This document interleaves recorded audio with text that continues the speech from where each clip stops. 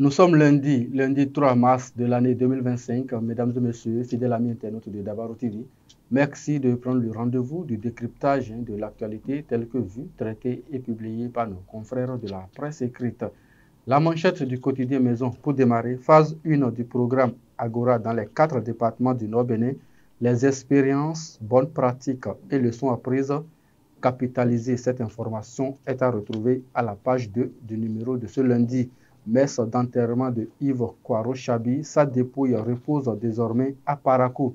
Ministre, député, président d'institution, parents, amis, alliés sont sans mots, nous informe le quotidien Maison à la page 3. Le Paraquois, à présent, aide de l'État à la presse. Le président Édouard Loko rassure sur sa concrétisation. Discours émouvant. Le préfet Djibril Maman Sissé, inconsolable après la disparition du ministre Yves Kwaro Chabi. Daibi Info, sécurité nationale, le Bénin et l'armée américaine signent un plan d'action Ramadan 2025. Le message du ministre conseiller Romaric Ogoualé à la communauté musulmane est à lire dans les colonnes du journal de Jérémy Olomoshi. La boussole, rallonge du délai de la validité du CIP au Bénin.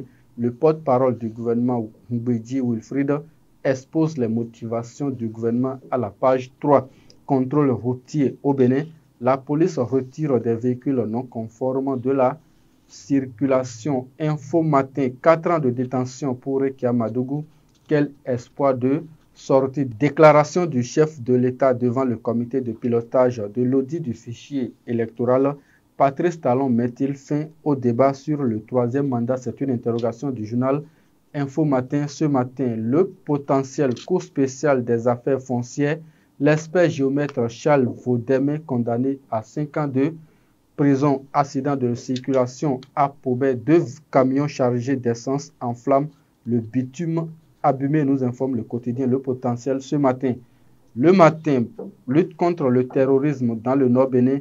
L'armée béninoise tue 9 terroristes à Kantoro dans la commune de Karimama. Tension entre le Bénin et le Niger. Le gouvernement recadre les déclarations de l'ambassadeur Gildas à Goncan. Le matinal, obsèque du ministre Kwaro Yves Chabi. Les hommages mérités de la nation. Jocelyne Mahma, un destin de vie à moitié accompli. Retrouvez l'intégralité de l'interview de Jocelyne Mahma accordée à nos confrères de Le Matinal à la page 6 et 7. Karimama, l'armée béninoise maintient la pression sur les terroristes. Matin libre, après l'audit du fichier électoral, code électoral, pourquoi Talon doit aussi faire preuve de bonne foi? C'est une interrogation du journal Matin libre ce matin. Mise en garde contre les menaces sur la vie de Boni Yahi.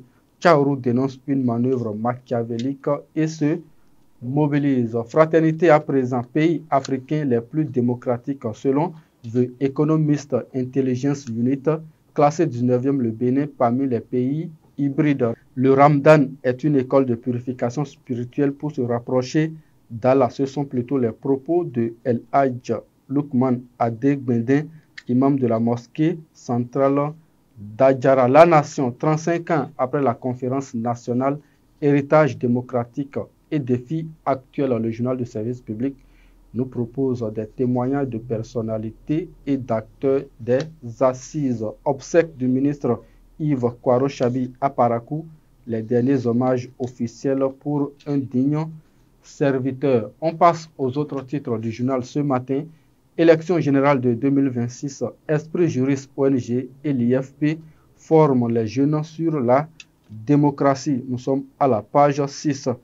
Kalalé, à travers une correspondance, 8 conseillers du bloc républicain exposent leurs griefs contre le maire Bani Tidjani Chabi. C'est une information à retrouver à la page 5.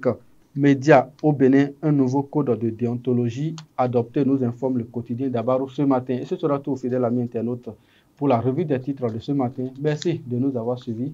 Agréable semaine à chacun et à tous et bonne journée de travail à chacun et à tous.